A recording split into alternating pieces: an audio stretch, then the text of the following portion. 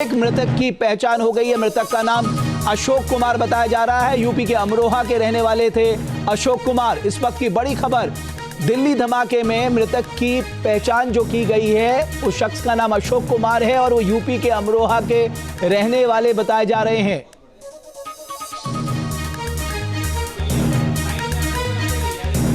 धमाके में घायलों की भी लिस्ट सामने आई है। दिल्ली ब्लास्ट में 8 की मौत और 20 लोग घायल बताए जा रहे हैं। हरीश ज्यादा जानकारी के साथ हमारे साथ जुड़ रहे हैं। अभी हरीश, जो लोग हताहत हुए, जिनकी मौत हुई है, उनमें से एक शख्स की पहचान हुई है। अशोक नाम का शख्स है, अमरोहा का रहने वाला है।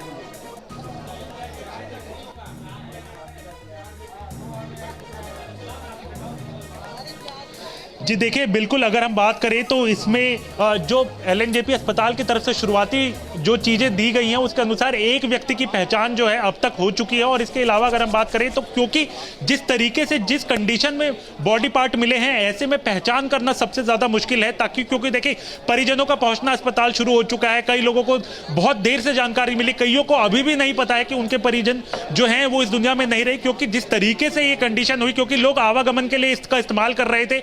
आप अंदाजा लगा सकते हैं, क्योंकि सोमवार का दिन गौरी शंकर मंदिर, दिगंबर जैन मंदिर, इसके अलावा गुरुद्वारा बगल में है। यहीं अगर हम बात करें तो लाल किला का जो ये पूरा हिस्सा आप देख रहे हैं वो यहाँ पर है। और यहाँ पर जो है लाल किला का जो अगर हम बात करें, सोमवार को टूरिस्ट बहुत ज्यादा होते हैं। और इसके अलावा ये मेट्रो स्टेशन जो आप देख रहे हैं, सोमवार को भीड़ ज्यादा होती है। तो ऐसे में बहुत लोगों को अभी तक पता भी नहीं चल पाया और उन बॉडी को पहचानना सबसे बड़ी मुश्किल की बात है। और उसकी कोशिश जो है लगातार की जा रही है, ताकि कुछ लोग जो हैं वो अस्पताल पहुंच भी रहे हैं, ताकि उनकी डीएनए सैंपलिंग के जरिए भी पता चल सके, जिसमें समय लग सकता है।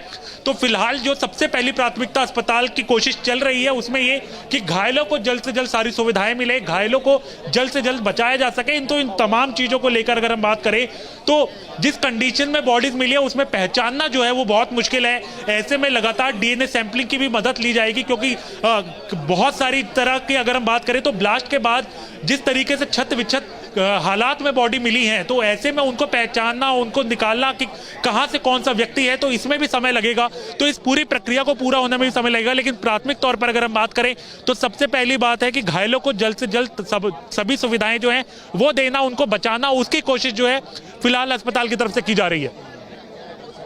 अस्पताल की जो सबसे बड़ा प्रयास है वो घायलों को बेहतर उपचार दिया जाए ताकि वो जल्द से जल्द स्वस्थ हों। इस वक्त की बड़ी खबर ये है कि गृह मंत्री अमित शाह इस वक्त उस जगह पे मौजूद है जहां पर ये ब्लास्ट हुआ था। ब्लास्ट में 8 लोगों की मौत हुई है, 20 लोग घायल बताए जा रहे हैं। एक बड़ी ब्रेकिंग आ रही है।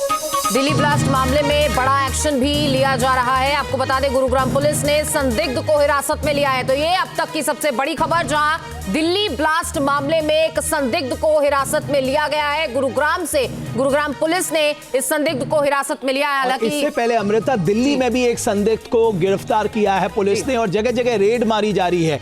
तो जाहिर है जो फिलहाल कुछ गिरफ्तारियां हुई थी, जो विस्फोटक पकड़ा गया था, तो उन कड़ियों को भी जोड़ के देखा जा रहा है। और जिस तरह से बड़ी एजेंसी जो है, चाहे वो नेशनल इन्वेस्टिगेशन एजेंसी है, चाहे वो नेशनल सिक्योरिटी गार्ड है, चाहे वो एफएसएल के सीनियर मोस्ट अधिकारी हैं, चाहे वो यूपी एटीएस हैं, वो सारे लोग ग्राउंड जीरो में मौजूद हैं। तो जाहिर है ये एक तरह की चुनौती है, ये एक तरह का चैलेंज है, देश की सुरक्षा के सामने बहुत बड़ा चैलेंज है।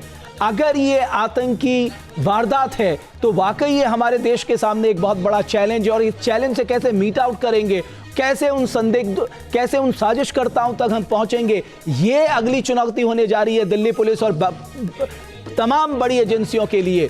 और ये जो बात कही जा रही है कि सर ये हरियाणा नंबर की प्लेट थी, और जो वहां पर शख्स थे जिन्होंने उसमें से जो बॉडीज निकाली थी उस गाड़ी में से, इस I-20 में से, बाकायदा उन्होंने बताया था कि HR 7674 और नदीम नाम के, अब बताया जा रहा है कि जो सूत्र बता रहे हैं नदीम खान नाम के शख्स पे ये गाड़ी उसके नाम पे रजिस्टर्ड थी।